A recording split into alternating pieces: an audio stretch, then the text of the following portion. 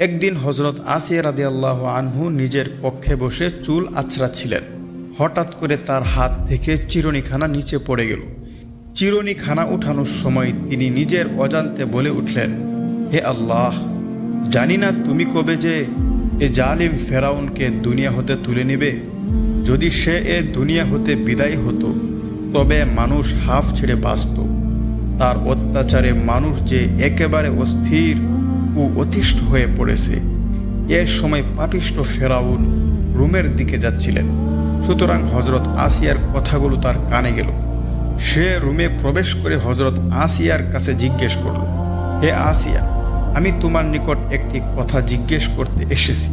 সত্য কথা বলো, মিথ্যা বলো না। সম্ভবত তুমি মূসার খোদার উপরে ঈমান এনেছো, আর সে এ কারণেই আমাকে এমন অভিশাপ দিচ্ছ। হজরত আসিয়া বললেন, হে বাদশাহ, হজরত মূসা আলাইহিস সালামের খোদার উপর কি আমি আজ ঈমান এনেছি? তার উপর আমি ঈমান এনেছি আজ হতে প্রায় 40 বছর আগে। এতকাল আমি গোপন রেখেছিলাম, কিন্তু আজ যখন তা প্রকাশ হয়ে গেল তখন আমার আর কি করার আছে? হজরত আসিয়ার কথা শুনে ফেরাউন বেশ শান্তভাবে বলল, না আসিয়া, তুমি সব বিশ্বাস ছেড়ে দাও। তুমি আমার কথা মানো, মূসার খোদাকে ত্যাগ করো। আমি তোমার জন্য একটি সোনার অট্টালিকা তৈরি করে দেব। হজরত আসিয়া উত্তর দিলেন, আল্লাহ তাআলা আমার জন্য বেহেশতে ইয়াকুত ও জওহারের বালাখানা প্রস্তুত করে রেখেছেন। আমি তোমার স্বর্ণের বালাখানার জন্য আদৌ লালায়িত নই। ফেরাউন বলল, আসিয়া, আমার কথা না শুনলে আমি তোমাকে কঠোর শাস্তি প্রদান করব। হজরত আসিয়া উত্তরে বললেন, তোমার যা ইচ্ছা করতে পারো। আমি হজরত মূসা আলাইহিস সালামের ধর্ম কিছুতেই ত্যাগ করব না। হজরত আসিয়ার এমন মন্তব্য শুনে ফেরাউন তার অনুচরদেরকে আদেশ করল, তোমরা আসিয়ার শরীর হতে পোশাক খুলে তাকে চিৎভাবে শুয়ে তার হাতে পায়ে এবং শরীরের অন্যান্য স্থানে পেরেক মেরে দাও। অনুচরগণ একান্ত অনিচ্ছা সত্ত্বেও ফেরাউনের আদেশ পালন করল। যন্ত্রণায় অস্থির হয়ে হজরত আসিয়া আসমানের দিকে তাকিয়ে বললেন, হে আমার মহান প্রতিপালক, আমাকে হজরত মূসা আলাইহিস সালামের ধর্ম ত্যাগ করার জন্য ফেরাউন এমন কষ্ট প্রদান করেছে। হজরত মূসা আলাইহিস সালামের ধর্ম ত্যাগ করলে সে আমাকে সোনার মহল তৈরি করে দেওয়ার প্রতিশ্রুতি দিচ্ছেন, কিন্তু ফেরাউনের সে সোনার মহলের কোনো আকাঙ্ক্ষা আমার নেই। হে আল্লাহ, তুমি আমাকে ফেরাউনের কবল থেকে মুক্ত করে দাও। হজরত আসিয়া আল্লাহর দরবারে ফরিয়াদ জানিয়েছিলেন আর কাঁদতেছিলেন। এমন সময় ফেরাউন তাকে আবার বলল, হে আসিয়া, আমি তোমাকে এখনো বলছি, মূসার ধর্ম ত্যাগ করো, তাহলে তোমাকে আর শাস্তি দেওয়া হবে না, এখনই তোমাকে মুক্ত করে দেওয়া হবে।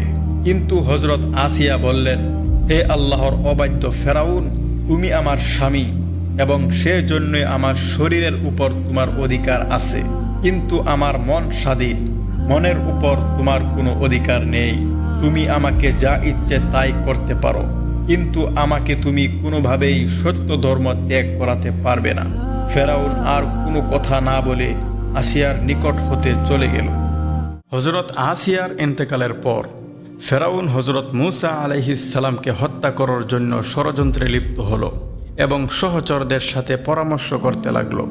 এ সময় ফেরাউনের দরবারে হারকিল নামে একজন লোক ছিল। এ লোকটি নিরাকার আল্লাহর প্রতি আস্থাবান ছিল। একদিন হারকিল বলল, জাহাপানা, আমি খুব ভালো করে বুঝতে পেরেছি হজরত মূসা আলাইহিস সালাম প্রকৃতপক্ষে আল্লাহর নবী, কাজেই তাকে হত্যা করা কোনো অবস্থায় সম্ভব হবে না। অতএব আমার মতে আমাদের বাদশাহ হজরত মূসা আলাইহিস সালামের খোদার প্রতি ঈমান এনে খাঁটি ধর্ম গ্রহণ করাই মঙ্গলজনক।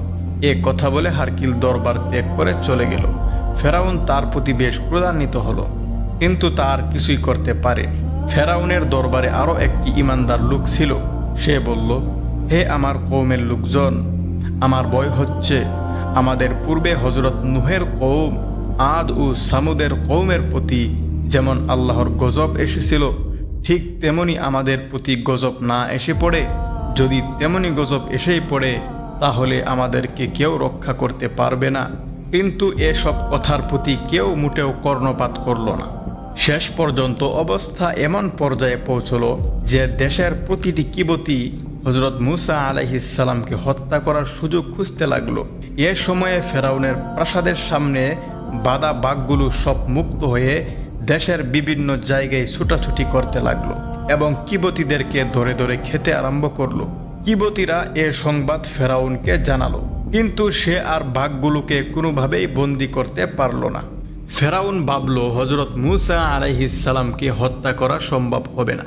পক্ষান্তরে হযরত মূসা আলাইহিস সালাম কিছুদিন পর পর গিয়ে বাদশাহ ফেরাউনকে ধর্মের পথে আহ্বান করতেন আর তাকে আল্লাহর গজবের ভয় দেখাতেন। সাথে সাথে তিনি কিবতীগণকেও সৎপথে আহ্বান করতেন। তারা তার আহ্বানের কোনো গুরুত্বই দিত না, ফলে মাঝে মাঝে তাদের উপর নানা প্রকার বিপদ আসত।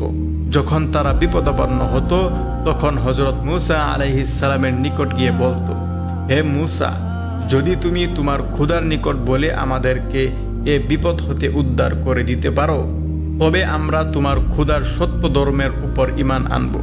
কিন্তু হযরত মূসা আলাইহিস সালামের দোয়াই যখনই তারা বিপদমুক্ত হতো তখন বলতো যে আমরা আমাদের খোদা ফেরাউন ও অন্যান্য দেবদেবীর দোয়াতেই বিপদমুক্ত হয়েছি।